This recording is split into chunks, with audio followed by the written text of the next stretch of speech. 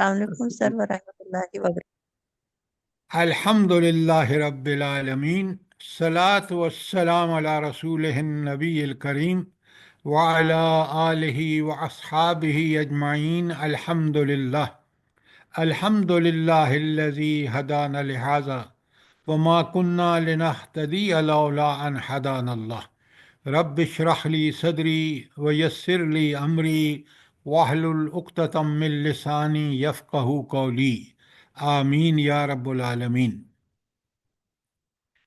سب سے پہلے تو آپ کو مل گیا ہونا چاہیے ہینڈ آؤٹ، ہجر قرآن اور اس کے مظاہر۔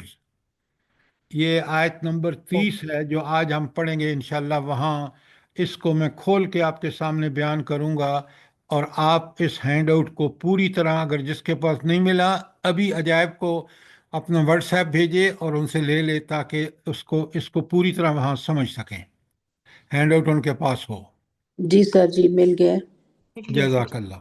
اچھا، اس کے بعد نمبر 2، کل ہم نے پڑھا تھا آیت 17 سے لے کر 24 تک۔ میں اس کا ایک بالکل مختصر خلاصہ بیان کر رہا ہوں۔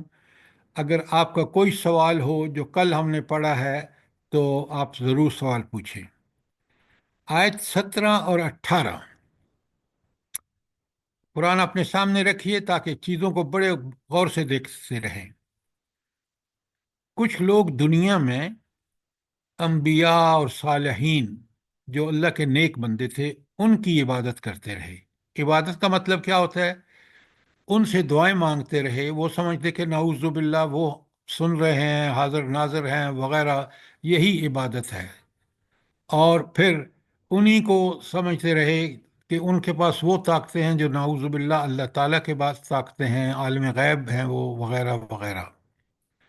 تو اللہ تعالیٰ رب العالمین نے بڑا کلیئرلی آیت 17 اور 18 دونوں میں، سورہ فرقان کی جو دونوں آیات ہیں، اس میں ایک طرف تو ان کے سے برات کا اعلان کیا ہے کہ ان کا کوئی یہ عمل جو ہے اس کی کوئی حقیقت نہیں ہے، اور اللہ تعالیٰ ان سے بری الذمہ ہے ان کے اس شرک سے۔ اور دوسری بات بتا دی کہ ان کا انجام بہت برا ہوگا، وہ جہنم میں جائیں گے۔ یہ تھا آیات 17 اور 18 کا۔ اس لیے انسان خالص توحید پہ چلے، کہیں شرک کا شائبہ بھی نہیں ہونا چاہیے، تاکہ اللہ تعالیٰ کے ہاں جو سب سے پہلی چیز انسان کے اعمال میں دیکھی جائے گی وہ اس کے توحید کیسی تھی، نمبر 1۔ اگلی آیت ہے 19 نمبر۔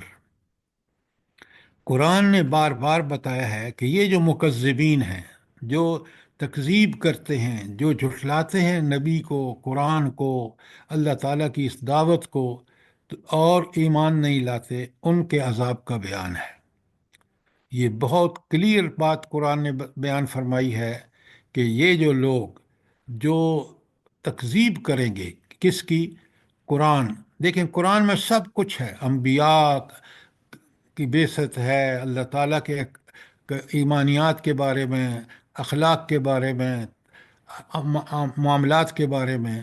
تو اگر اس کو جھٹلائے گا، قیامت کو جھٹلائے گا، رسالت کو جھٹلائے گا، تو اس کا بڑا شدید عذاب ہوگا۔ اس کے بعد آپ آیت 20 میں آ جائیں۔ آپ نے دیکھا کہ اس سے اوپر شروع میں اعتراضات آئے تھے۔ ایک اعتراض یہ تھا کہ یہ رسول جو ہیں، قریش مکہ کہہ رہے تھے کہ بھئی یہ رسول جو ہے بشر کیوں ہے، اللہ تعالیٰ فرشتہ کیوں نہیں بھیجتا، یا اس کے ساتھ کوئی فرشتہ ہوتا جو ہٹو بچو اور پتہ نہیں سارے اس کے پاس سب کچھ ہوتا، یا اس کے پاس خزانے وغیرہ ہوتے، یا اسی طرح امیر ہوتا جیسے یہ مکے اور اس کے طائف کے لوگ ہیں، نعوذ باللہ۔ تو اللہ تعالیٰ نے اس اعتراض کی جو کتنا لغو ہے، جبکہ ان کو پتہ ہے کہ جس کی یہ اپنے آپ کو اولاد کہتے ہیں، حضرت اسماعیل اور ان کے باپ حضرت ابراہیم علیہ الصلاۃ والسلام، یہ سارے انبیاء، بعد میں حضرت موسیٰ ہے، بالکل ان کو پتہ ہے کہ وہ سب کھاتے پیتے تھے، بازار جاتے تھے، ان کی اولادیں تھیں وغیرہ وغیرہ۔ تو لہٰذا آیت 20 میں بتایا کہ ان کا یہ اعتراض بالکل لغو ہے، بیہودہ ہے۔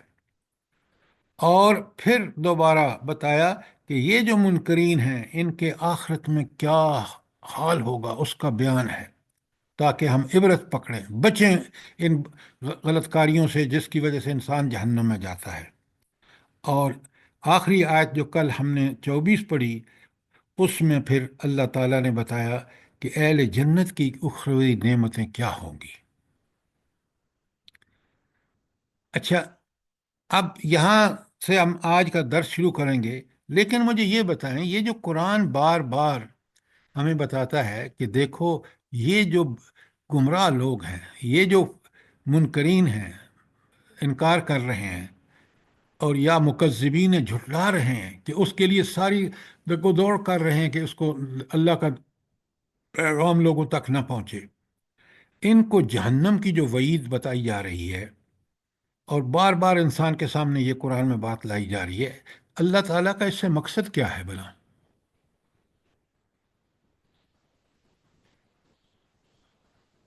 یہ انذار ہے سر، تاکہ لوگ برے کام چھوڑ دیں ڈاکٹر صاحبہ دیکھیں، سیدھے یہ راستے بات پہ آ آپ کی جائیں۔ 100% ٹھیک ہے، لیکن آپ یہ پہلے کہا کریں کتاب قرآن کتاب ہدایت ہے، جو اس سے ہدایت نہیں لے گا، اس کا انکار کرے یا اس کو جھٹلائے، اس کا انجام بہت برا ہوگا۔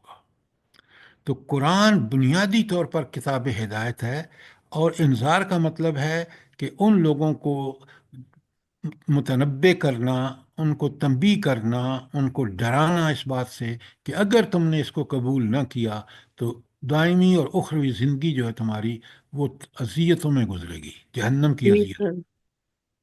تاکہ بات بالکل سامنے والے کو کلیئر ہے۔ انذار ہے بھائی، تو انذار کس بات کا؟ کہ اگر تم نے اس کو قبول نہ کیا، اس کے مطابق ہدایت ہے، یہ کتاب ہدایت ہے قرآن، پہلی بات قرآن کتاب ہدایت ہے، اور ہدایت دنیا میں کسی اور کتاب میں نہیں ہے، صرف اس ربانی کتاب میں ہے، قرآن میں، کیا اور ہدایت قیامت تک ہے۔ اور اسی طرح جب قرآن نے خوشخبریاں دی ہیں، بشارتیں دی ہیں کن لوگوں کو؟ جو اس کی ہدایت پر دنیا میں زندگی گزاریں، اس کو، اس کے ایمانیات، اخلاق، معاملات، سب کو پوری طرح یقین کے ساتھ قبول کر کے پوری زندگی میں ان پر عمل کریں، ان کو ابدی جنت کی بشارتیں ہیں جو بے مثال بھی ہے اور لازوال بھی ہے۔ یہ تھا خلاصہ جو کل ہم نے پڑھا ہے، اور آج ہم نے شروع کرنی ہے آیت 25۔ میں آپ کے سامنے پڑھ رہا ہوں، اگر کوئی سوال ہے تو ضرور کریں، ورنہ آیت 25 بڑے غور سے سنیں۔ یہ جو قرآن ہے نا، یہ ہمیں غیب کی خبریں دیتا ہے۔ مثلا قیامت کب آئے گی، قیامت میں کیا ہوگا، بڑی تفصیل آئی ہے۔ اب آیت 20 میں بھی ساری آیت 25 میں دیکھیں، اب منظر قیامت کا رکھ دیا گیا ہے۔ کیسا منظر ہے؟ بسم اللہ الرحمن الرحیم، یوم تشقق السماء بالغمام، آسمان کو چیرتا ہوا ایک بادل اس روز نمودار ہوگا، آسمان پھٹ جائے گا، یہی ہے اس کا مطلب۔ اور وَنَزَّلَ الْمَلَائِكَةُ تَنزِيلًا، اور فرشتوں کے گروہ در گروہ صف باندھے اتار دیے جائیں گے۔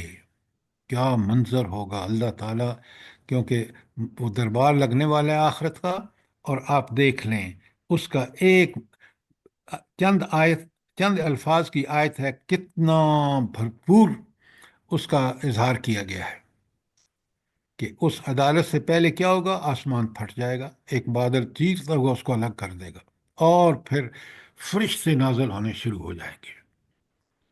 کیوں؟ ابھی دربار لگنا ہے اللہ تعالیٰ کا۔ کتنی بڑی حقیقت کو سامنے رکھ دیا کہ قیامت کی ابتدا کیسے ہوگی، ذرا نوٹ فرمائیں، اور جگہ جگہ ذکر ہے۔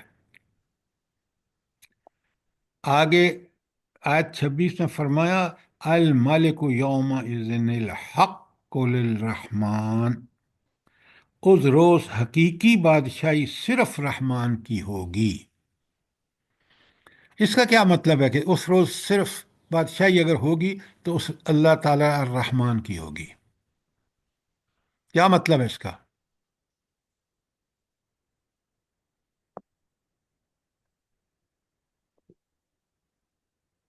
جلدی کریں۔ ساری دنیا میں تو کوئی کوئی بادشاہ ہے، لیکن آخرت میں صرف اللہ ہی ہوگا۔ جی وہ سر فیصلے کا جو دن سب زمین ہوگا، اور آسمان کا اور اس دن مالک ہے، جس کی ساری دنیا اور یہ سارا نظام قدرت سارا کچھ وہ ختم ہو کے، تو اب بادشاہی صرف اس رب کی ہی ہے جس نے دنیا سے حساب و کتاب لینا ہے۔ سر یہ بات اب چھوٹی چھوٹی بات بادشاہیاں جو کچھ اب بھی ہے، ذرا میری بات سنیں۔ آپ کی بات ٹھیک ہے، لیکن ذرا اس منظر کو اور اس منظر کی حقیقت کو سمجھیے۔ حقیقت اللہ کہہ رہے ہیں اس روز بادشاہی رحمان کی ہوگی، یہ ہے ترجمہ۔ اب اس ترجمے میں دیکھیں، سب سے پہلے دنیا میں بادشاہ دیکھ لیں، پریزیڈنٹ امریکہ کا الگ ہے، یورپین یونین میں دیکھیں ملک ہیں ان کے پریزیڈنٹ الگ الگ ہیں، مسلمان ملکوں کو تماشا دیکھ لیں، ایک سے ایک طاغوت کا پجاری بیٹھا ہوا ہے، لیکن یہ دنیا ہے۔ اور آخرت میں بادشاہی، یہ ان سب کو اللہ نے آزمائش کے لیے دی ہے، یاد رکھیں۔ دنیا جب ختم کر کے اللہ تعالیٰ قیامت کے بعد اپنا دربار لگائے گا تو اس دن صرف اور صرف بادشاہ کون ہوگا؟ اللہ کا۔ اللہ تعالیٰ۔ اور نوٹ فرمائیں، یہ دنیا کے بادشاہ کوئی شیطان کا پجاری، کوئی طاغوت کا پجاری، کوئی اپنی خواہشوں کے پیچھے چل رہا ہے، یا تینوں میں سے تینوں کر رہے ہیں، لیکن وہاں بادشاہ صرف اور صرف اللہ تعالیٰ ہوگا۔ اور اللہ تعالیٰ کیسا بادشاہ ہے؟ سبحان اللہ، اس میں کوئی نقص، کوئی کمزوری نہیں، فیصلے عین عدل کے مطابق۔ اس لیے یہ معمولی بات نہیں ہے کہ المالک یوم الحق للرحمن۔ رحمان کا لفظ اس لیے آیا ہے کہ اس دن اس کی رحمتوں کا ظہور انہی لوگوں پر ہوگا جو رحمت کے مستحق ہوں گے، اور جو عذاب کے مستحق ہوں گے ان کو کوئی بچا نہیں سکے گا۔ کیوں؟ انہوں نے کرتوت ایسے کیے، اللہ نے ان پر ظلم نہیں کر رہا، انہوں نے خود ظلم کیا۔ اللہ تعالیٰ نے تو اپنے انبیاء بھیجے، کتابیں بھیجیں، ہمارے لیے آخری رسول صلی اللہ علیہ وآلہ وسلم تشریف لائے، جن کا قرآن میں بیان آپ سن رہے ہیں سیرت کے لیکچرز میں۔ اور پھر آپ دیکھیں کہ کتابیں نازل فرمائیں، قرآن ایک مکمل ضابطہ حیات لے کے آیا، اور اس کی حفاظت بھی اللہ نے لے لی۔ لہٰذا یہاں اب یہ چار الفاظ نہیں ہیں، اس کے پیچھے پوری دنیا کی کارکردگیاں ہیں، اور پھر قیامت کے دن ہے، اور اس کے بعد فیصلے کا دن ہے، اور فیصلہ کون کرے گا؟ وہ رحمان کرے گا، جو کسی بھی کمزوری کا شائبہ اس میں نہیں ہے۔ اور آگے دیکھیں، فرمایا وَكَانَ يَوْمًا عَلَى الْكَافِرِينَ عَسِيرًا، اور منکرین کے لیے بڑا سخت دن ہوگا۔ اب منکرین کون ہیں؟ جو اس قرآن کے، چاہے وہ زبانی اقرار کافر جو ہے وہ تو انکار کر دیا اس نے، اور مکذب تکذیب کرنے والا جو ہے وہ اس کے خلاف پوری جد و جہد بھی کرتا ہے۔ تو انکار کرنے والا منکر کون ہے؟ جس نے انکار کیا۔ تکذیب کرنے والا کون ہے؟ جس نے اس کو جھٹلایا، اس کے برخلاف اپنی ساری طاقت، قوت اور ذرائع لگائے۔ اور وہ مسلمان جو دعوے اسلام کے کرتا ہے اور عمل اس کا قرآن و سنت کے مطابق نہیں ہے، وہ بھی منکر ہے، کیونکہ عملاً وہ اب جس دعویٰ کر رہا ہے اسی دعوے کو جھٹلا رہا ہے خود اپنے اعمال سے۔ بڑے نوٹ فرمائیں، یہ آج ہماری بڑی بدقسمتی ہے کہ دعوے ایمان کے اور اعمال کفر جیسے۔ اپنے ملک کو دیکھ لیجئے۔ تو یہ آیت کتنی زبردست ہے کہ بادشاہی اس دن اس رب کی ہوگی۔ یہ بادشاہ نہیں ہوں گے جھوٹے بادشاہ کہ جن کے لیے تم شیطان، یہ شیطان کے پیچھے چل رہے ہیں، تم بھی چلو تو تمہارے ساتھ یہ ان کے رویہ اچھا، اگر تم رحمان کے راستے پر چلو تو تمہیں اذیتوں میں مبتلا کر دیں۔ قیامت کے دن ان کا بڑا برا حال ہوگا۔ تو آیت 25 اور 26 میں کوئی سوال ہو، کوئی چیز کلیئر نہ ہوئی ہو،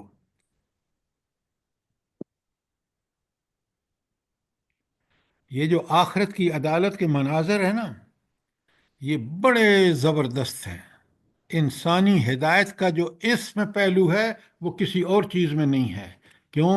یہاں نیک وکاروں کو وہ خوشخبریاں دی جا رہی ہیں، اور برے لوگوں کو ویسا تنبیہات کی جا رہی ہیں کہ جس کی مثال کہیں اور نہیں ملتی، وہ قرآن مجید ہی ہے۔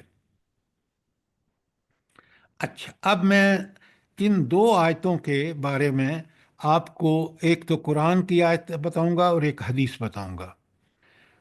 قرآن کی آیتیں لکھیں، سورہ مومن کی آیت 16 اسی کے ساتھ لکھیں تاکہ آپ کو پتہ چلے کہ یہ جو ہے یہ آیت 25 اور 26 کا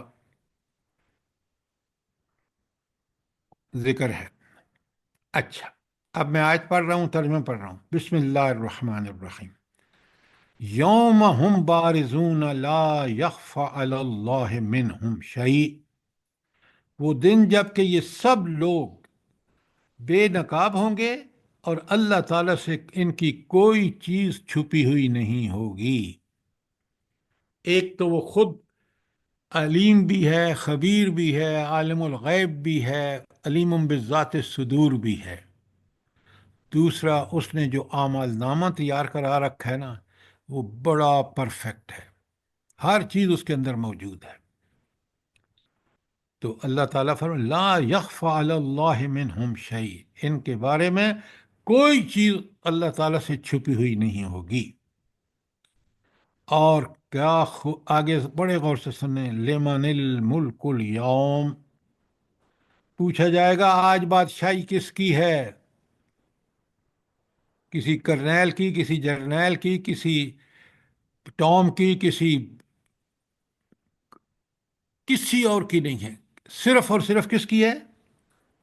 للہ الواحد للہ القہار۔ الواحد القہار، وہ تنہا جو سب پر غالب ہے، اس کی آج بادشاہی ہے۔ اور اس کے سامنے جو دنیا میں تمہاری کارکردگی ہے، کتنے اس نے تمہیں وسائل ذرائع دیے، اس کے مطابق تمہاری کارکردگی کیا تھی، اس کا سارا حساب اس دن ہوگا۔ تو یہ سورہ مومن کی آیت دیکھا آپ نے کس قدر، اور بھی بہت ساری آیات ہیں جن میں انسان کو یہ تنبیہات کی گئی ہیں۔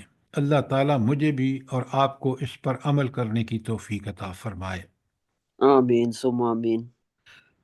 اب ایک حدیث سنیے، حضور نبی کریم صلی اللہ علیہ وآلہ وسلم فرماتے ہیں کہ قیامت کے دن کا منظر کیا ہوگا، ذرا غور سے سنیں۔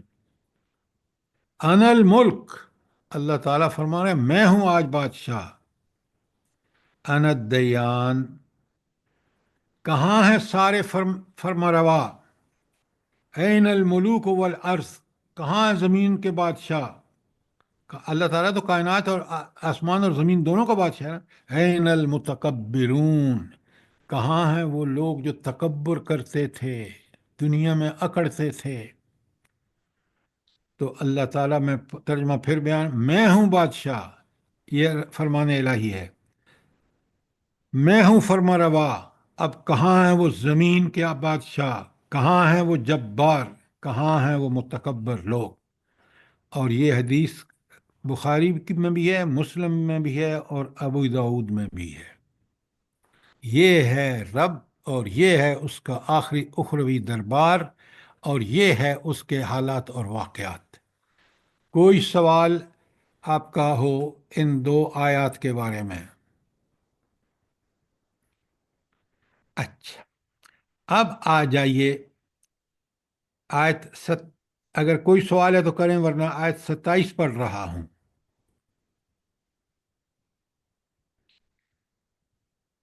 اللہ تعالیٰ فرماتے ہیں وہ یوم یعز الظالم علی یدیہ، ظالم انسان اپنے ہاتھ چبائے گا۔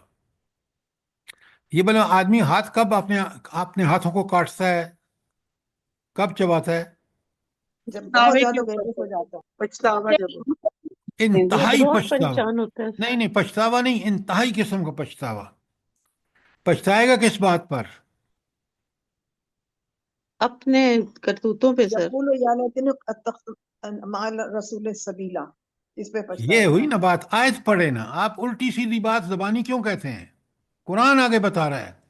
اس لیے انتہائی اس میں پریشانی کی حالت میں، حسرت کی حالت میں اپنا ہاتھ چبائے گا اور کہے گا یقولو، وہ کہے گا یا لیتنی اتخذت مع الرسول سبیلا، کاش میں نے رسول صلی اللہ علیہ وسلم کا ساتھ دیا ہوتا. یہ آپ اور میں اچھی طرح سوچیں. ہم تو تھوڑی سی نماز پڑھ کے اور روزہ رکھ کے اور پتہ نہیں زندگی میں کیا کیا الٹی سیدھی حرکتیں کرتے رہتے ہیں. اللہ کہہ رہے ہیں کہ کاش میں نے رسول کا ساتھ دیا ہوتا، میں نے ہر عمل رسول صلی اللہ علیہ وسلم کی پیروی کرتے ہوئے، اتباع کرتے ہوئے کیا ہوتا. کیا میں اور آپ اپنے بچوں کو رسول صلی اللہ علیہ وسلم سے وہ محبت پیدا کر رہے ہیں، ان سے وہ تعلق پیدا کر رہے ہیں کہ تاکہ وہ اس رسول کی زندگی بھر پیروی کریں؟ بتائیں مجھے. مجھے اور آپ کو فکر یہ ہے کہ یہ بچہ انگلش میڈیم میں عجائب، کہ یہ بچہ انگلش میڈیم میں جائے اور اس دنیا میں سارا رزق لوٹ لے. یہ سوچیں، قرآن کی ایک ایک آیت مجھ سے اور آپ سے سوال کر رہی ہے. رسول صلی اللہ علیہ وآلہ وسلم سے آپ کا اور میرا یہی تعلق ہے؟ بتائیں نا مجھے. ہمارے دلوں میں رسول کی نہیں سر محبت جی، ہوگی تو دن ہم ضرور رات اپنی بتائیں گے. مرضی کے گزار رہے ہیں ہم، ان کی مرضی کے مطابق ہی، ان کے طریقے کے اوپر نہیں ہے ہمارا جو عمل ہے. بالکل آپ ٹھیک کہہ رہے ہیں. کیا ہم، آپ مجھے ایک بات بتائیں، سب لوگ مجھے بتائیں کہ کیا میں اور آپ یہ نہیں چاہتے کہ یہ بچے جن سے ہمیں دنیا میں اتنا پیار ہے، آخرت میں جنت میں ہمارے ساتھ ہوں؟ ہم اگر ہم یہ نہیں چاہ رہے نا، یقین مانیں ہم بڑے خسارے والے لوگ ہیں. تو جنت ملے گی اعمال کی بنیاد پر. میرے بچے بھی جنت میں اس وقت آئیں گے جب ان کے اعمال ٹھیک ہوں گے. آپ سوچیں، حضور نبی کریم صلی اللہ علیہ وآلہ وسلم جیسی ہستی جو ہے، وہ کوئی صف پہ چڑھ کے کہتی ہے، فاطمہ پیاری بیٹی کو رضی اللہ تعالیٰ عنہ کہتے ہیں، اپنی پھوپھی صفیہ کو کہتے ہیں کہ مانگ لو، جو لینا ہے یہاں لے لو، میں وہاں آپ کے کسی کام نہیں آؤں گا. تو دیکھیں، آج اگر ہم نے اپنے بچوں کے اندر رسول صلی اللہ علیہ وآلہ وسلم سے محبت اتباع والی پیدا نہ کی تو بڑا خسارہ ہوگا. اس لیے ان آیتوں کو، کتاب قرآن ہدایت ہے، آپ دیکھ لیں ایک ایک آیت اور ایک ایک لفظ سے کس قدر ہدایت ٹپک رہی ہے. اچھا، ایک تو آپ نے 27 میں دیکھا نا کہ وہ بندہ جو ہے وہ اتنا پریشان ہے، اتنا حسرت زدہ ہے کہ وہ اپنے ہاتھوں کو کاٹ کے کہہ رہے ہیں ہائے ہائے، جہنم کو دیکھے گا نا، کاش میں نے دنیا میں رسول اللہ صلی اللہ علیہ وسلم کی اتباع کی ہوتی. آیت 28 میں اللہ کہتے ہیں یا ویلتی. اب وہ کیا کہہ رہا ہے؟ ہائے میری بدبختی، یا لیتنی، کاش، لم یتخذ فلانا خلیلا، کاش میں نے فلاں شخص کو اپنا دوست نہ بنایا ہوتا. جس کے وہ گمراہ دوست جو تھے نا، جنہوں نے اس کو گمراہی پر ڈالا، وہ انسان ہوں شیطان ہوں، جن سے اس نے دوستی کر لی تھی، اب پچھتا رہا ہے اور کہہ رہا ہے کاش وہ میرے دوست نہ ہوتے، میرے دوست رسول صلی اللہ علیہ وسلم ہوتے، اس رسول صلی اللہ علیہ وسلم کے ماننے والے ہوتے، تاکہ میں ان کے ساتھ مل کے رسول اللہ صلی اللہ علیہ وسلم کا ساتھ دیتا دنیا میں. ذرا دن 27 اور 28 کو دیکھیں اور ہم اپنے اعمال کو دیکھیں.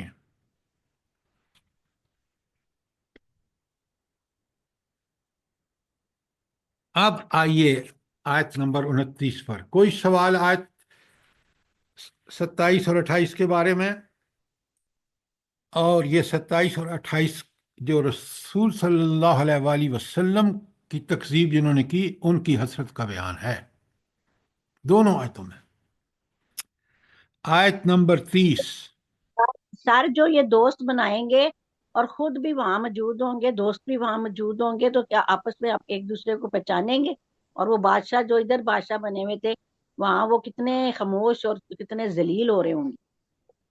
یہ جو آپ بات کہہ رہے ہیں پہچانیں گے، آپ مجھے یہ بتائیں کہ جب ان کا یہ حال ہوگا، یہ اپنے ہاتھ پاؤں کاٹ رہے ہوں گے کہ ہم نے کیا دنیا میں ذلت کی اٹھائی۔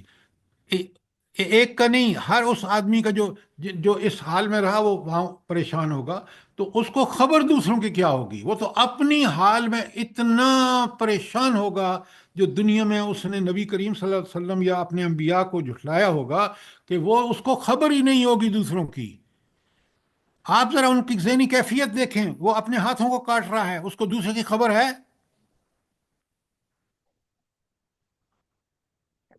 بے شک، بے شک سر، جزاک اللہ آپ سر۔ تو ایسی بات سمجھ رہے ہیں کہ جیسے وہ دنیا میں جیسے عیش کرتے تھے، گپن لگاتے تھے، اللہ اور رسول کے مذاق اڑاتے تھے، وہاں ایسی کیفیت ہرگز نہیں ہوگی۔ آپ دیکھ رہے ہیں ان کی کیفیت کیا ہے؟ وہ اتنے پریشان ہیں کہ اپنے ہاتھوں کو کاٹ رہے ہیں اور کہہ رہے ہیں کاش کاش میں فلاں کو دوست نہ بنایا ہوتا۔ اچھا، اب سر جی، سنیں جی۔ یہ میں نے یہ آگے آئے جو 29 آئے کلاس میں تو بتایا گیا نا واضح طور پہ، اور شیطان تو انسان کو اس بات پر دغا دے دے گا نا۔ آپ نے اس کو شروع کیوں کر دیا ہے؟ میں نے پڑھائی ہے آپ کو؟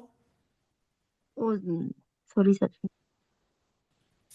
اللہ تعالیٰ 29 میں جیسے یہ بہن فرما رہی ہیں، لقد اضلنی عن الذکر بعد اذ جاءنی، اس کے بہکائے میں آ کر میں نے وہ نصیحت نہ مانی جو میرے پاس آئی تھی۔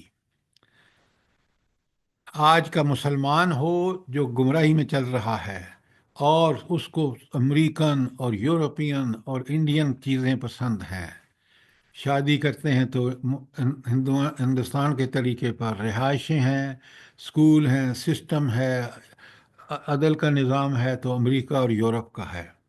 تو اب سنیں اس کا کیا حال ہے۔ کہتا ہے لقد اضلنی عن الذکر بعد اذ جاءنی، اس کے بہکائے میں آ کر میں نے وہ نصیحت نہ مانی جو میرے پاس آئی تھی۔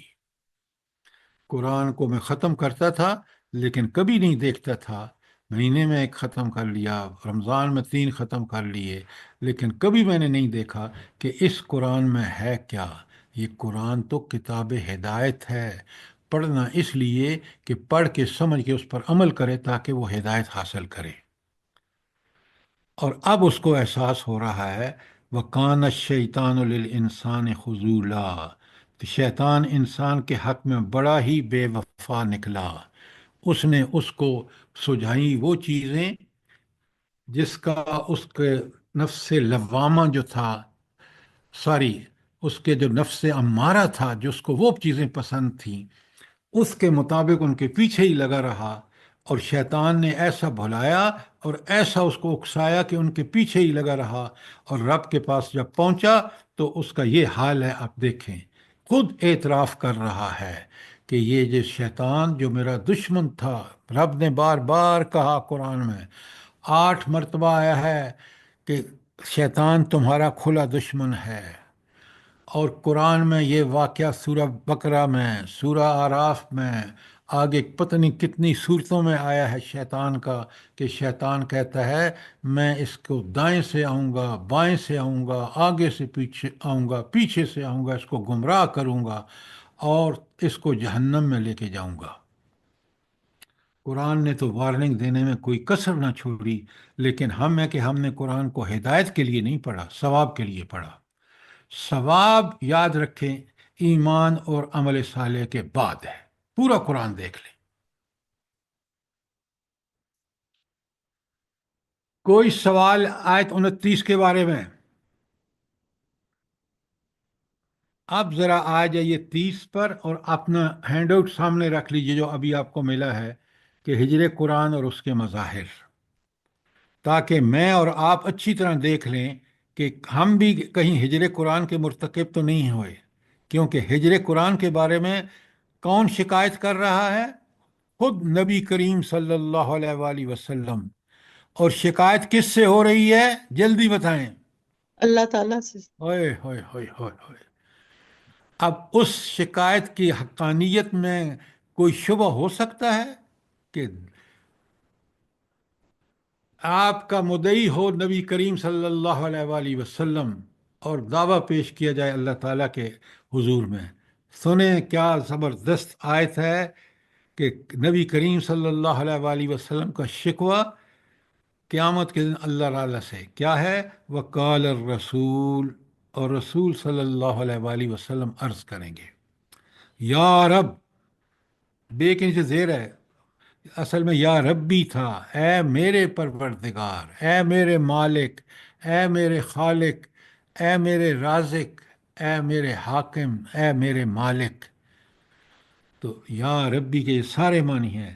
ان قوم اتخذوا ھذا القرآن مہجورا، میری قوم کے لوگوں نے اس قرآن کو نشانہ تضحیک بنایا، انگریزی میں کہتے ہیں لافنگ سٹاک۔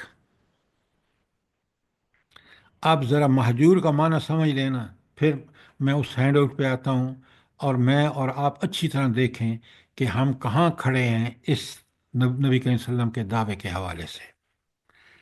اچھا، مہجور جو ہے وہ ہجر سے بنا ہے، ہجرہ یا ہجرو۔ اس کے معنی ہیں، ایک تو ہیں کہ متروک، یعنی ان لوگوں نے قرآن کو قابل التفات ہی نہ سمجھا، نہ اسے قبول کیا، نہ اس سے کوئی اثر لیا۔ یہ ہے متروک کے معنی، کہ اس کو قبول کرنے کا حق بھی ادا نہیں کیا اور اس سے کوئی اثر نہیں لیا، نہ اپنی اخلاق میں، نہ اپنی عبادات میں، نہ اپنے معاملات میں، نہ حقوق کی ادائیگی میں۔ یہ تو ہو گیا ایک معنی۔ اچھا، اب ہجر کا دوسرا معنی یہ ہے کہ اس کو نعوذ باللہ ہذیان یا بکواس سمجھا۔ ہذیان ہوتا ہے جو پاگل پنے میں بندہ ادھر ادھر باتیں کر دیتا ہے، اور بکواس آپ کو پتہ ہے روز آپ استعمال کرتے ہیں۔ تو انہوں نے اس قرآن کو اپنے ہذیان اور اپنی بکواس کا نشانہ بنا لیا۔ آپ دیکھ رہے ہیں نا، مکے والے کہتے تھے کہ یہ قرآن اللہ نے نازل فرمایا، انسان کی ہدایت کے لیے فرمایا، اس کی دنیا اور آخرت کی بہتری کے لیے فرمایا، اور یہ کیا کہتے تھے؟ آپ پیچھے پڑھ کے آئے ہیں، یہ کہتے تھے او یہ تو اساطیر الاولین ہے، یہ تو پرانی قصے کہانیاں ہیں، نعوذ باللہ۔ اب قیامت کے دن دربار ربانی لگا ہوا ہے اور حضور یہ اللہ کے سامنے دعویٰ پیش کر رہے ہیں۔ اب ذرا ہینڈ آؤٹ پہ آئیے اور بڑے غور سے دیکھیے، ہجر کے دونوں معنی آپ کے سامنے ہیں، آپ دیکھ لیں۔ ایک ہے اسے ہذیان اور بکواس سمجھنا، اور دوسرا اپنے ہذیان اور اپنے بکواس کا ہدف بنا لینا اور طرح طرح کی اس کے خلاف باتیں چھانٹنا۔ یہ تو کسی نے نبی کریم صلی اللہ علیہ وسلم کسی اور بندے نے سکھا دیا ہے، یہ تو پرانے قصے کہانیاں ہیں، ذرا اعتراضات سارے پڑھ لیں آپ۔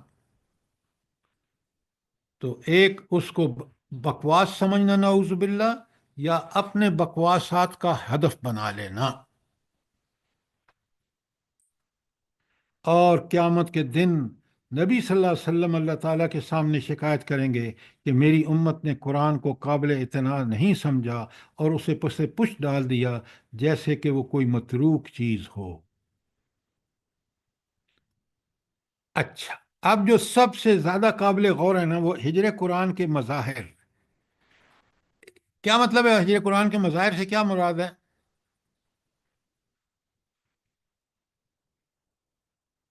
سر قرآن کو چھوڑ کے جو پھر تکلیفیں اٹھاتا ہے بندہ۔ نہیں نہیں نہیں نہیں نہیں نہیں نہیں، یہی تو آپ کو ابھی مشکل ترین میں کہوں نا میڈیکل اصطلاح ٹھیک ٹھیک ترجمہ کریں گے۔ دیکھیں سر مظاہر وہ قرآن کا حق ادا نہ کرنا، مظاہر کا نہ مطلب تو ہے، پڑھنا نہ ذرا غور سے سنیں سمجھیں تاکہ آپ نیچے بڑی اہم چیزیں ہیں۔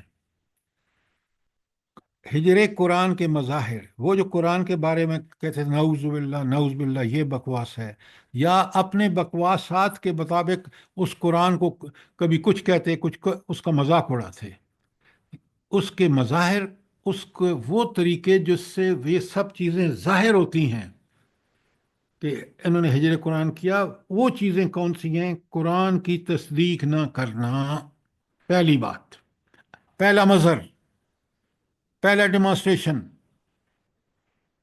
اچھا، تصدیق نہ کرنے کا مطلب کیا ہے بھلا؟ جلدی بتائیں۔ یہ لا ریب فیہ، اس پہ یقین نہ کرنا، چھوڑیں یہ اللہ کی چھوڑیں کتاب چھوڑیں، ہے۔ یہ آپ اس کو اور کنفیوز کر رہے ہیں، بات صاف صاف کریں تاکہ جی، سمجھ آئے۔ قرآن پاک کی سچائی پہ یقین نہ کرنا، کیسے؟ کہ آیتوں کو جھٹلانا اور ان پہ عمل نہ کرنا۔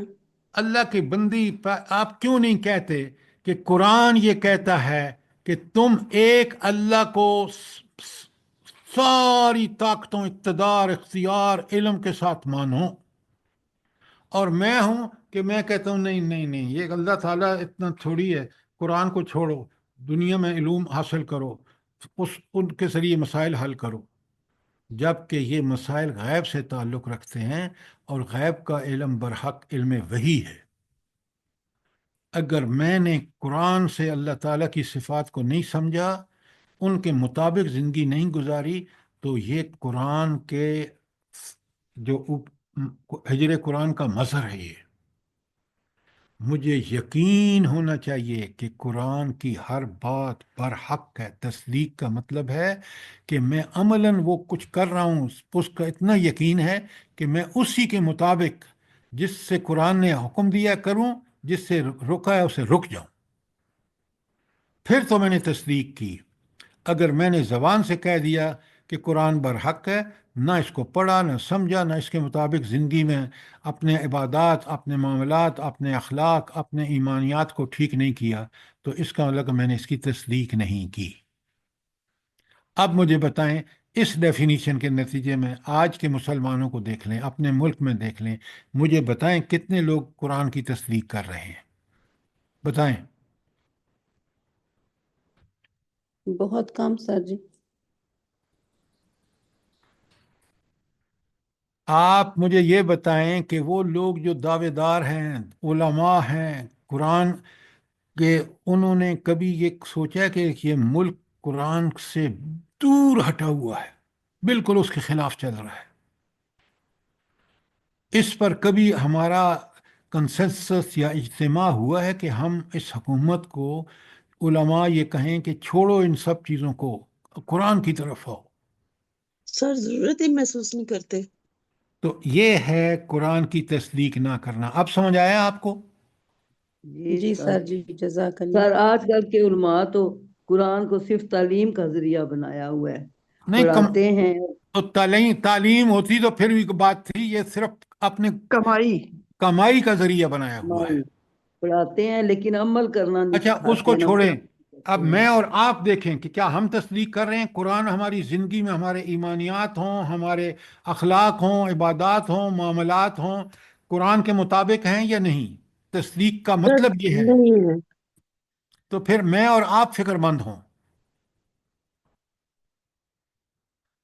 نمبر 2، اللہ تعالیٰ کی کتاب کو سمجھنے کی کوشش نہ کرنا، یہ بھی مظہر ہے کس بات کا؟ ہجر قرآن کا، کہ قرآن کے خلاف بکواس کر رہے ہیں، قرآن کو اپنے نشانہ تہذیب بنا رہے ہیں، نہ اس کو پڑھتے ہیں نہ سمجھتے ہیں۔ آپ یقین مانیں، آپ اور خود بھی اس کا مظہر دیکھ رہے ہوں گے، اسکولوں میں اس کی تعلیم کا کوئی بندوبست نہیں، جبکہ ہدایت اسی میں ہے، اور ہم ان اسکولوں میں اپنے بچوں کو بھیجنے کے لیے کتنے بے تاب ہیں۔ تعلیم سے کوئی انکار نہیں، میں نے خود ماسٹر الیکٹریکل انجینئرنگ میں امریکہ سے لی ہے، لیکن دنیا میں ہدایت پر قائم اسی وقت بندہ رہ سکتا ہے جب اس قرآن کی تصدیق کرے اور اس کو سمجھنے کا پورا حق ادا کرے۔ سر آج کل یہ بہت زیادہ جو یہ گھٹیا لوگ ہیں ٹک ٹاک کا ٹائپ، یقین کرے سر یہ آیات کا اتنا مذاق اڑاتے ہیں کہ دل دہل جاتا ہے، اتنا خوف آتا ہے کہ یہ ان کو کوئی کچھ کہنے والا ہی نہیں ہے، وہ اتنی تصحیح کر رہے ہوتے ہیں ایک ایک آیت کی۔ بات یہ ہے بہن کہ آپ دیکھیں حکومت خود چاہتی ہے یہ، ورنہ اس دور میں دیکھیں نا آپ فائر وال اس لیے اربوں روپے خرچ کر رہے ہیں کہ تاکہ حکومت کے خلاف پروپیگنڈا نہ ہو، جی لیکن سر۔ قرآن اتنا سستی چیز ہے، اللہ کی نعمت ہے۔ اوئے ہائے ہائے، لقد من اللہ علی المؤمنین، سورہ آل عمران کی 164 پڑھیے، اللہ نے یہ احسان کیا مومنوں کو، اذ بعث فیہم رسول من انفسہم، جب خود انہی میں سے رسول بھیجا، یتلو علیہم آیاتہ ویزکیہم ویعلمہم الکتاب والحکمہ۔ اللہ اکبر، اللہ اکبر۔ رب کہتا ہے میں نے احسان کیا، ہم اس کو نشانہ تحقیق بنا رہے ہیں۔ سوچیں، سوچیں ذرا، اسی کے سامنے ہم نے پیش ہونا ہے۔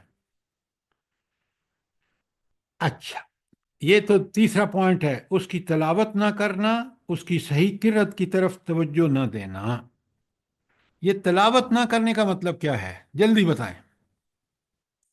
قرآن پڑھ کے اس کے مطابق نہ چلنا، اس پہ اس غور کی، نہ کرنا۔ ہاں، پڑھنا نہ غور کرنا، نہ اس کے پیچھے پیچھے چلنا۔ یتلو کا مطلب ہے اس کو فالو کرنا، اس کی اتباع کرنا۔ تلاوت کے اندر اتباع کا لفظ مفہوم موجود ہے۔ اور یہ تو آج پتہ نہیں کروڑوں میں کوئی ایک بندہ ہوگا جو کہ اس مقصد کے لیے پڑھتا ہے کہ میں اسی مطابق چلوں، سب ہاں، کچھ لیکن کروں، اس تبھی تو نقصان ہو رہا ہے۔ ڈاکٹر صاحبہ اس سے اللہ تعالیٰ کا اصول تو نہیں بدلتا نا۔ جی سر۔ دنیا میں آپ دیکھ رہے ہیں کتنے کروڑوں مسلمان ذلیل ہو رہے ہیں صرف اس وجہ سے کہ وہ اس اسی وجہ قرآن، سے۔ ہاں، تو آپ ذرا دیکھیں یہ ہجر قرآن کتنی سخت آیت ہے میرے اور آپ کے لیے، اس میں تدبر نہ کرنا۔ سر جی ایک منٹ، یہ تصحیح قرات، سر جی یہ تصحیح قرات میں یہ آئے گا کہ اس کی جو ڈیمانڈ ہے آیت کی اس کے مطابق عمل نہ کرنا؟ نہیں نہیں نہیں، قرات پڑھنے کو کہتے ہیں۔ تصحیح قرات کا مطلب یہ ہے کہ جیسے آپ مجھے دیکھتے ہیں کہ بعض دفعہ میں غلطی کر جاتا ہوں، تو پڑھنے میں غلطی نہیں ہونی چاہیے۔ تجوید کے قواعد سر۔ تجوید کے قواعد کے مطابق قرآن کو پڑھتا ہوں، بالکل ٹھیک کہا ڈاکٹر صاحب آپ نے۔ یہ تصحیح قرات کا مطلب ہی ہے کہ عین ان سارے جو اصول ہیں، اصول تجوید، اس کے مطابق قرآن کو پڑھنا۔ جی سر، جزاک اس اللہ کی خیر۔ کوشش ہمیں جاری رکھنی چاہیے۔ بڑے اہم ہے یہ ہجر قرآن کے جو مظاہر ہیں نا، یہ آپ اور اچھی طرح پڑھیں سمجھیں تاکہ میں اور آپ اپنی اصلاح کر سکیں۔ اس میں تدبر نہ کرنا، یہ قرآن میں تدبر کا مطلب کیا ہے؟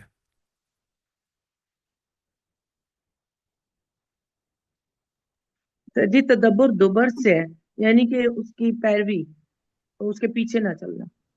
یہ سر بالکل اس پہ غلط کہہ غور رہے و ہیں، خوض کرنا، غور بالکل و غلط فکر کہہ نہ، رہے ہیں۔ ہر لفظ پہ غور پیروی، کرنا۔ پیروی جو ہے وہ اطاعت اور اتباع ہے۔ یہ جو تدبر ہے یہ ہے آپ نے لفظ دوبر بول کے اس سے پیچھا چھڑا لیا، کسی چیز کے دور تک پیچھے غور کرنا، اور غور کر کے اور اس کو سمجھ کے اور آج کے حالات پر اس کو اپلائی کرنا۔ مثلا آج نئے نئے مسائل آئے ہیں، جیسے آپ دیکھ رہے ہیں کہ یہ انشورنس کا پرابلم ہے، دیگر چیزیں ہیں۔ آپ قرآن کی جو فنانس سے متعلق آیات ہیں ان کو اس طرح غور سے پڑھ کے سمجھ کے تدبر کر کے، اور آج اس چیز کو بتائیں کہ یہ اسلام کے مطابق ہے یا غیر اسلام کے مطابق ہے، اور غیر اسلام کے مطابق ہے تو پھر کون سی چیز ہے جو اس میں غیر اسلامی ہے۔ یہ ہے تدبر۔ میں نے ایک انشورنس کی مثال دی ہے، اور بھی جتنے مسائل ہو سکتے ہیں۔ دیکھیں نا، یہ آج دنیا میں اتنا جدید سائنس نے ایسے مسائل کھڑے کر دی ہیں جن کو قرآن و سنت کی روشنی میں تدبر کر کے ہی حل کیا جا سکتا ہے۔ اب بات سمجھ آئیے تدبر کا مطلب کیا ہے؟ جی سر جزاک دیکھیں اس کو اس طرح سمجھیں. ایک ہے پڑھنا، اس سے اگلا سٹیج کیا ہے؟ سمجھنا. اس دوسرا سٹیج سمجھنا، تیسرا سٹیج کیا ہے؟ غور و فکر کرنا. لکھیں یہ آپ. پہلا ہے پڑھنا، نمبر 2 سمجھنا، نمبر 3 غور و فکر کرنا، اور آخری سٹیج ہے تدبر کرنا، کہ غور و فکر کے بعد بھی اس قدر گہرائی میں جا کے مطالعہ کرنا کہ تاکہ ان چیزوں کو سمجھ کے اور ہر قسم کے حالات جو اس چیز کے مطابق ہوں اس میں قرآن کا نقطہ نظر جو ہے وہ پیش کرنا. یہ ہے تدبر. سر جیسے ابھی ہم اس کلاس میں پڑھتے ہیں یہاں تک تدبر تک تو آ جاتا ہے، آگے عمل رہ جاتا ہے ہمارا. نہیں، اب تدبر کا بھی حق نہیں ادا کرتے. جب ہم یہ قرآن پڑھ رہے ہیں، سمجھ رہے ہیں نا، ہم غور و فکر کر رہے ہیں. تدبر تو بڑی ڈیٹیل میں چیزوں کے پر غور و فکر کرنا ہے. بات سمجھ آ گئی ہے کہ نہیں آئی؟ جی سر آ رہی ہے. اچھا، یہ تھا. سر ایکسکیوز می، میرا ایک سوال ہے سر. یہ تدبر کی جو آپ نے پھر ڈیفینیشن بتائی ہے تو وہ تو ہم نے پھر آج کل علماء پہ ہی چھوڑ دیا ہے، بس وہ تو ہم انڈیویجولی پھر نہیں کر سکتے نا پھر. ڈاکٹر صاحبہ بہت اچھا سوال کیا آپ نے. آپ یہ جو آپ میڈیکل میں آپ نے کیا ہے اور آپ یہ جاب کر رہے ہیں، اس میں تو آپ نے سارا زور لگا دیا، اور یہ چیز دنیا کے چند روزہ چیزوں کے لیے آپ استعمال کرتے ہیں. لیکن وہ جو ہدایت ہے جس نے آپ کے آخرت میں بھی کام آنا ہے، تو آپ اگر اس پر تدبر نہیں کریں گے تو مجھے بتائیں علماء کو کیوں کہہ رہے ہیں؟ علماء نے تو اس کو ذریعہ معاش بنا کے بس بیٹھ گئے ہیں. وہ علماء جو تھے وہ ہمارے صحابہ تھے، اس بارے میں سوچتے تھے، غور و فکر کرتے تھے. اس میں تابعین تھے، تبع تابعین تھے، بعد کے علماء حق ہیں. لیکن آپ اور میں جب کالجوں اور یونیورسٹیوں میں اتنا ٹائم لگاتے ہیں تو ہم تو سب سے زیادہ اس بات کے حقدار ہیں کہ ہمیں تدبر کرنا چاہیے. میری بات سمجھ رہے نہیں سمجھ رہے؟ جی سر بالکل. تو ہم کیوں نہیں کرتے؟ آپ مجھے بتائیں نا. اس کا مطلب تو یہ ہے کہ ہم ہجر قرآن کے مرتکب ہو رہے ہیں. کیا مجھے یہ بتائیں نا کہ یونیورسٹیوں، کالجوں اور پھر پوسٹ ڈاک اور ڈاکٹریٹ اور یہ کتنا بڑا کام ہم کرتے ہیں، اور اس کی کتنی کم اپلیکیشن ہے زندگی کے اندر. اور یہ ہدایت جس کا میرے پیدا نہ ہونے سے پہلے سے لے کر بچپن، لڑکپن، جوانی، بڑھاپا، قبر، برزخ، میدان حشر کے مسائل، وہاں امتحان، اللہ کی عدالت، تو اس کا میں اس پہ غور و فکر نہ کروں؟ میں تو بڑا مجرم ہوں گا. میں تو ہجر قرآن کا مرتکب ہوں گا. بات سمجھ آ رہی ہے کہ نہیں آ رہی؟ جی سر بالکل ایسا ہی ہے سر. بس سر وہی بات ہے کہ انسان خسارے میں ہے. إِلَّا الَّذِينَ آمَنُوا وَعَمِلُوا الصَّالِحَاتِ وَتَوَاصَوْا بِالْحَقِّ وَتَوَاصَوْا بِالصَّبْرِ. یہ ہیں وہ لوگ جو بچیں گے خسارے سے. میں اس لیے اس پہ وقت لگا رہا ہوں کہ میں اور آپ سمجھیں کہ ہجر قرآن کے مظاہر کیا ہیں، کس کا ہم ارتکاب کر رہے ہیں، اس کو چھوڑیں. اچھا، اب آگے سنیں، بڑی اہم پوائنٹس ہیں یہ. نیکسٹ نقطہ ہے اپنے تنازعات اور معاملات اس کی روشنی میں حل نہ کرنا. آپ کو میں ایک مثال دیتا ہوں. آپ ذرا طلاق اور خلا کے مسائل دیکھ لیں، کیونکہ قرآن کے مطابق حل نہیں ہو رہے. اس کی کس قدر بڑھ رہی ہے ان کیسز کی کہ عدالتوں میں 50% سے زائد تو یہ کیسز ہیں.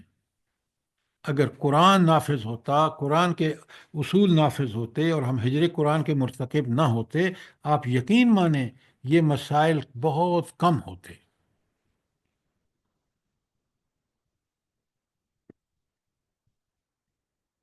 بات سمجھ آ رہی ہے کہ نہیں آ رہی؟ جی سر آ رہی جی ہے. سر. میں نے ہینڈ آؤٹ دے کے نا آپ کو، آپ قرآن کا جو حجت تمام کرتا ہے نا وہ آپ پر ہو گئی ہے کہ پورے ہجر قرآن کا مطلب کیا ہے. اب اگلے صفحے پر آ جائیں. اپنے ہر اختلاف کا حل جاننے کے لیے اس کی طرف رجوع نہ کرنا ہجر قرآن ہے. اسے ہر اختلاف رائے کا آخری مرجع نہ سمجھنا یہ بھی ہجر قرآن ہے. میاں بیوی کا جھگڑا ہو جائے، ساس بہو کا جھگڑا ہو جائے، کوئی جھگڑا ہو جائے، دو افراد کے درمیان ہو جائے، فیصلہ کہاں سے لیا جائے گا؟ یہ فَإِن تنازعتم فی شیء فردوہ الی اللہ ورسولہ. الی اللہ ورسولہ.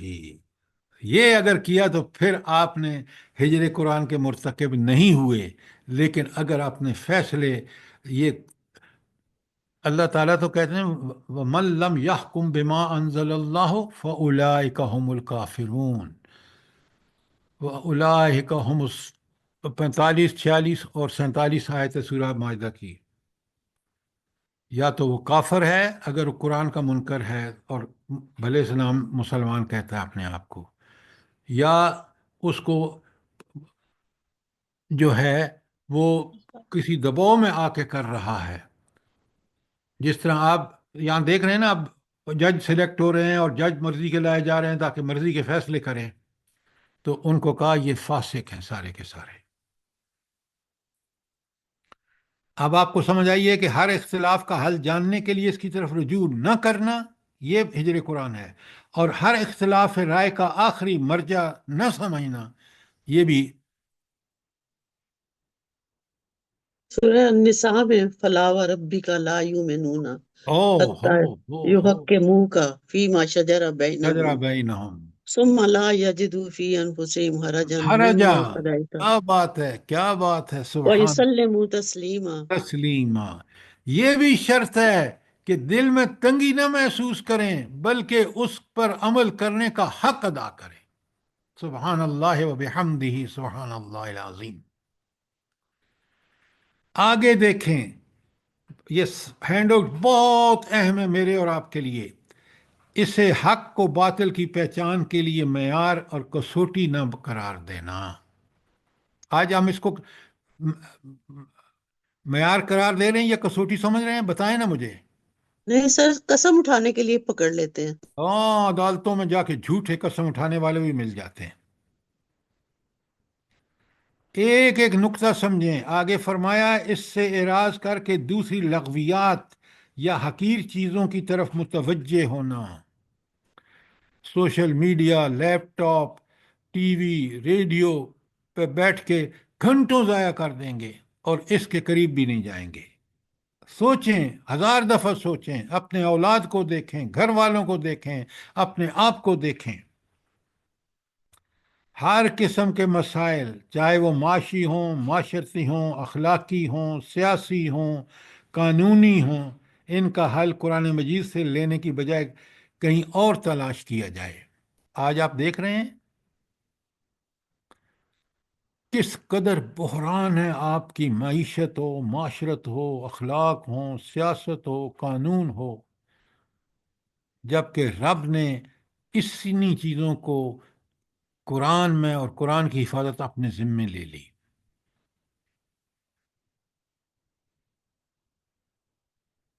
آخری پیرا پڑھ رہا ہوں، بڑے غور سے سنیں. اللہ تعالیٰ فرماتے ہیں ہجر قرآن کے مظاہر کا ارتکاب کرنے والوں نے در حقیقت اللہ تعالیٰ کی کتاب کو مہجور اور متروک بنا رکھا ہے. ایسی قوم چاہے کتنے ہی اس پر ایمان کا دعویٰ کرے، تبرک کے لیے روزانہ اس کی تلاوت کرے اور آپس میں قرأت کے مقابلے منعقد کرے، وہ تارک قرآن ہے. پوری طرح پڑھیں، سمجھیں، اس کو لوگوں کو دیں، سمجھائیں، پڑھیں، سمجھے لوگ سمجھیں، آپ کے گھر والے سمجھیں. آپ مجھے بتائیں اس میں کوئی ایک نقطہ بھی ایسا ہے جو قرآن و سنت کے حق میں نہ ہو؟ بتائیں مجھے. سر جی بلکہ ہمارے ہاں تو اسی پوائنٹ کو ہی زیادہ سمجھا جاتا ہے کہ تبرک کے لیے رکھا ہوا ہے، تبرک کے لیے استعمال ہو رہا ہے اور بس قرآن خوانی ہو رہی ہے. اصل جو پوائنٹ ہے اس پہ تو کوئی جاتا ہی نہیں ہے. ہاں، لیکن اللہ تعالیٰ کا قانون تو میڈم نہیں بدلتا نا. وہ تو اس نے قرآن میں کھول کھول کے بیان کر دیا اللہ آپ کے سب کو سب. سمجھنے کی توفیق دے پروردگار. آمین آمین ثم آمین. السلام علیکم سر. سمجھ کر اس پر عمل کی توفیق دے کما حق کا جیسے نبی کریم صلی اللہ علیہ وآلہ وسلم نے کیا. بے شک. جی سوال کیجیے. جی سر، کل میں ایک پروگرام میں گئی تھی استقبال رمضان کا، تو ادھر ایک خاتون 100-200 کی محفل میں کہہ رہی تھی کہ یہ قرآن پاک نا سارا سال ہم سمجھ کے پڑھ سکتے ہیں، تو رمضان جو ہے وہ قرآن کا مہینہ ہے، تو ہم اس میں 15-16 دفعہ قرآن پاک مکمل کریں. ہمارے بزرگان دین 61 دفعہ قرآن پاک مکمل کرتے تھے. کہہ رہی کوئی دور ہے قرآن نہیں ہوگا، کوئی تفسیر نہ سمجھے، آپ اس کو بس پڑھی جائیں پڑھی جائیں. آپ تو نے اس ان سے سے یہ نہیں کہا کہ قرآن کو نبی کریم صلی اللہ علیہ وآلہ وسلم نے حدیث میں فرمایا ہے کہ کم از کم 3 دن میں ختم کریں. اور وہ جی سر، یہ ساری باتیں ایک منٹ ایسے موقع پر آپ کو کھڑے ہو جانا چاہیے اور بتانا چاہیے کہ یہ جو آپ فرما رہی ہیں اس کا کوئی ثبوت قرآن و حدیث سے. قرآن تو بغیر سمجھے کبھی بھی نہ پڑھے. قرآن کتاب ہدایت ہے. ہدایت اس وقت ملے گی جب ہم پڑھ کے اس کو سمجھ کے اس پر ٹھیک ٹھیک عمل کریں گے، اس طرح جس طرح نبی کریم صلی اللہ علیہ وآلہ وسلم نے کیا. آپ یہ سن کے وہاں سے کیوں آپ بڑی حکمت سے اٹھے، ان سے کہیں بہن یہ جو بات آپ کہہ رہی ہیں، قرآن تو آیا ہی کتاب ہدایت ہے. کتاب ہدایت اس وقت مکمل ہوتی ہے جب اس کو پڑھ کے سمجھ کے ہم عین اس کے مطابق عمل کریں، اور وہ عمل نبی کریم صلی اللہ علیہ وآلہ وسلم کا جیسا عمل ہونا چاہیے. کیوں نہیں آپ نے کہا؟ سر میں ان سے ملنے گئی تھی، کافی زیادہ مجمع تھا، فتنہ پھیلنے کا ڈر ہوتا ہے، میں ان کے آرام سے. ادارے میں او جاؤں گی. ہو قیامت کے دن اللہ کو کیا جواب دیں گے آپ؟ سر میں کہہ رہی ہوں، ایک منٹ آپ ان سے کہتی بہن مجھے یہ بتائیں کہ یہ جو بات آپ فرما رہی ہیں بڑی آپ نے عجیب و غریب بات کی ہے، اس کی دلیل قرآن اور سنت سے دیں. بس اتنی بات کہہ دیتے. ایک جملہ سر کہ 3 بالکل دن صحیح سے ہے سر. کم مدت میں قرآن پڑھنا خلاف سنت ہے. سر جی ایک اور بات بھی میں نے پوچھنی تھی کہ دورہ قرآن کرواتے ہوئے صبح بھی ہو رہا ہے فجر کے بعد، اور دن کو بھی ہو رہا ہے اور شام کو بھی ہو رہا ہے، یہ کیا سمجھاتے ہوں گے؟ وہ ایک ہی شخص ہر جگہ پر جا رہا ہے اور وہ 3 جگہوں پر یہ کروا رہا ہے. آپ اس کو چھوڑیں، آپ مجھے یہ بتائیں میرا اور آپ کا قرآن سے کیا تعلق ہونا چاہیے؟ میں اخبار چاٹ کے پڑھتا ہوں، میں اور کوئی کتاب دنیا کی ہو، تو قرآن کیا ایسی کتاب ہے جو اللہ کی کتاب ہے، جس کی اللہ تعالیٰ نے ہدایت کے لیے نازل فرمائی ہے، اس کو میں نہ پڑھوں نہ سمجھوں. بس جیسے یہ بہن کہہ رہی ہیں نا کہ یہ بھی ثواب کے لیے گئی تھیں، ورنہ اگر قرآن کے لیے گئی ہوتی تو یہ قرآن کا نقطہ نظر وہاں سامنے رکھتی.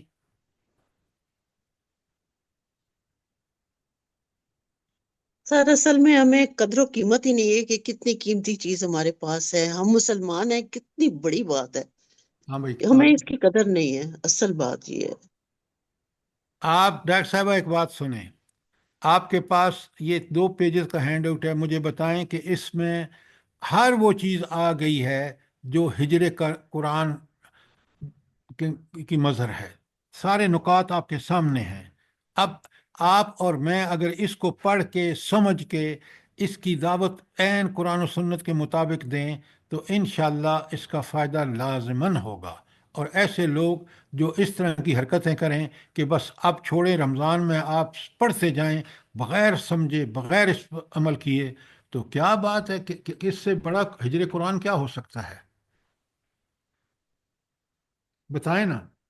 جی سر بالکل صحیح بات.